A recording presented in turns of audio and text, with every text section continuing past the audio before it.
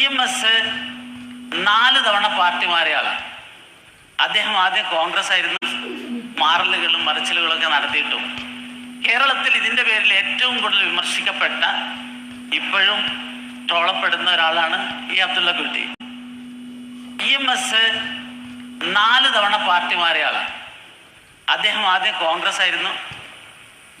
പിന്നീട് അത് ശരിയല്ല എന്ന് കണ്ടപ്പോൾ കോൺഗ്രസ് സോഷ്യലിസ്റ്റ് പാർട്ടിയായി. അതിനുശേഷം അദ്ദേഹം CPI communist party of India ആയി.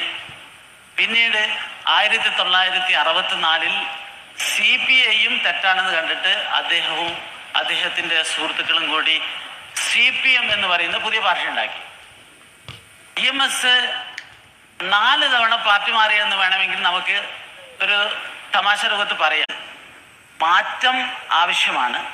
ഇതൊരു സത്യം അന്വേഷിച്ചുകൊണ്ടുള്ള യാത്രയാണ്. നമ്മൾ ക്ഷേമത്തിനും വികസനത്തിനും ഒക്കെയാണല്ലോ സാമൂഹ്യ പ്രവർത്തനം നടത്താൻ ആഗ്രഹിക്കുന്നത്. അപ്പം ആ വിധത്തിൽ EMS 4 തവണ പാർട്ടി മാറിയ ആളാണ്.